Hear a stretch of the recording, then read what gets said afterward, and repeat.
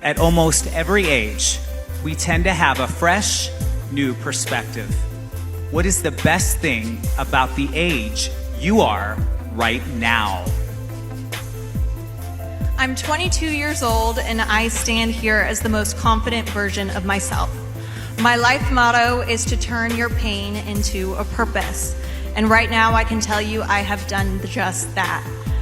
I was sexually assaulted 3 years ago, but I stand here not as a victim, but as a victor.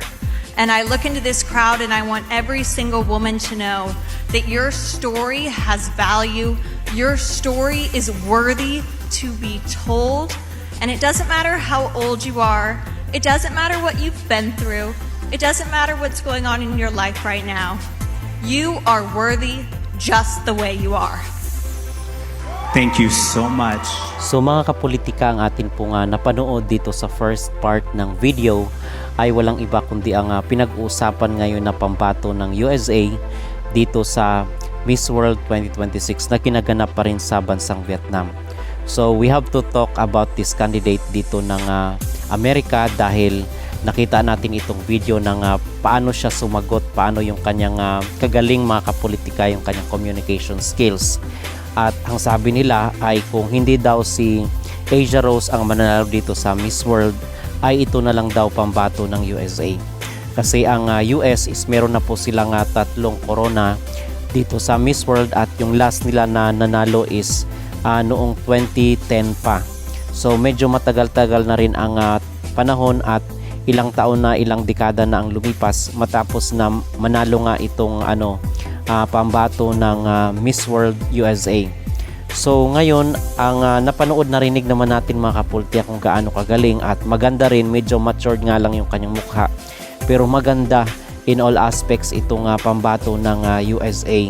At yung kanyang pangalan mga kapolitika ay si Mary Sickler. At dito is napanood rin natin yung kanyang mga performances at mga activities dito sa nagaganap na Miss World sa Vietnam at hindi maipagkakaila na siya ay isa sa mga frontrunner ngayon dito sa Miss World 2026. At nung una kong napanood, narinig itong kanyang pagsagot dito sa Q&A ay masasabi ko na she's one of the strongest candidate dito sa nasabing beauty pageant competition sa Vietnam. So in this video is atin pong kilalanin sino ba itong si Mary Sickler. So siya mga kapolitika is a prominent American beauty queen and advocate who holds the title of Miss World America 2026. Originally finishing as the first runner-up at the Miss World America pageant, she was officially designated to represent the United States at the 75th anniversary edition of the Miss World Festival in Vietnam after the reigning title holder Jade Glove deferred her participation to 2027. Pre-law senior student majoring in health sciences at Rice University or Will Rice College. Ang kanyang pinanggalingan mga kapolitika ay Heritage features Peruvian roots, bringing Latina representation to the global stage. Previously crowned Miss Nevada USA 2025, she made history as the first woman with a public alopecia diagnosis to compete at Miss USA, where she finished as the 4th runner-up. Future ambitions: plans to attend law school to become an attorney focusing on women's rights and legal support accessibility. Advocacy and philanthropy. Alopecia awareness. Diagnosed with alopecia universalis after a Louis Vuitton campaign in late 2024, she experienced sudden total hair loss. She launched Her Beauty with a Purpose project, Blooming Again, shattering beauty standards to mentor children and support families affected by hair loss. Women's rights. Founded the Guardian Alliance Foundation, a non-profit organization focused on educating and empowering sexual assault survivors, through which she hosts self-defense workshops. So yun mga kapolitika ang background nitong si Sickler na pambato ng USA dito sa Miss World 2026. So masasabi ko na malakas ang kanyang laban, magaling sa communication skills At bata pa pala ito, nasa 22 years old, 23 years old lang itong pambato ng USA ngayong taon. So I agree doon na malakas ang kanyang laban, pero yun nga ang sinasabi natin, si Asia Rose Simpson pa rin po ang ating sinusuportahan dito sa laban ng Miss World 2026. And speaking of Asia Rose Simpson, mga kapolitika, nagkita na po pala si Asia at itong si Julia Morley dahil kinausap niya yung mga Asian delegates dito sa competition para ngayong taon. Sabi dito sa isang post, Miss World Philippines 2026 Asia Rose Simpson photos together with the Team Asia and Oceania during the insightful conversation with Julia Morley. So nagkita na itong si Julia Morley at wala pa po tayong insights kung ano ba yung kailang napag-usapan. Wala pa rin po tayong video kung nag-uusap itong si Julia Morley at si Asia Rose Simpson. Pero ang sigurado is nagkita na sila, parang photos lang ito mga kapolitika na pinost dito sa social media.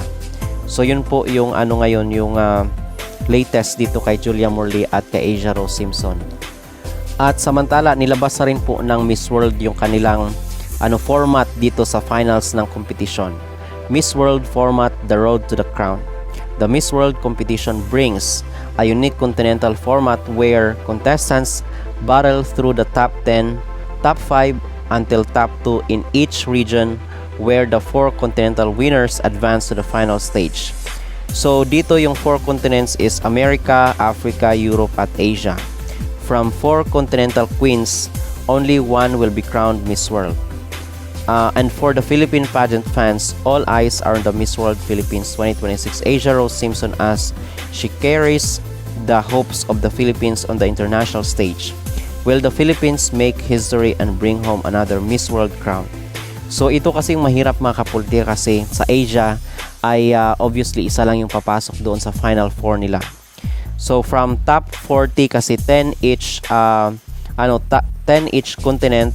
So 40 candidates na yun, and then half doon is mawawala. Top 5, top 2, yung top 8 na yun is maglalaban-laban.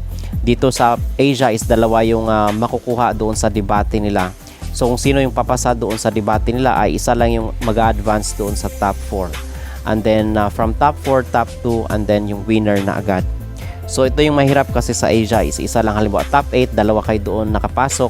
Isa lang sa Asia yung papasok doon sa top 4. So yun ang mahirap kasi most especially ngayon na dito sa Asia nagaganap ang Miss World, which is itong si Vietnam nga na pinapabango ng kanyang mga supporters dito sa social media, at may highlight siya doon sa mga activities, mga kapolitika ng Miss World.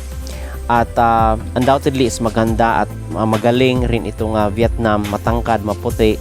So hindi natin alam mga kapolitika kung ipapasok siya doon sa depende na lang siguro kung magustuhan siya ni Julia Morley, pero obviously para sa akin yung nakikita ko dito ay papasok nila ito sa top 8 dahil baka ito ay deal na ng Miss World dito sa Vietnam. So kung ano man po ang kapalaran na naghihintay dito kay Asia Rose Simpson ay malalaman po natin yan sa mga susunod na araw.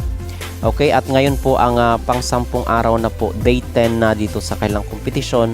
Napakabilis ng panahon mga kapolitika, at yung kanilang ngayon yung kanilang activity is yung Chef Beauty, kung saan is ibibida nila yung mga Vietnamese food cuisine at yung kanilang mga cultural sites, yung kanilang mga tourist site dito sa Vietnam.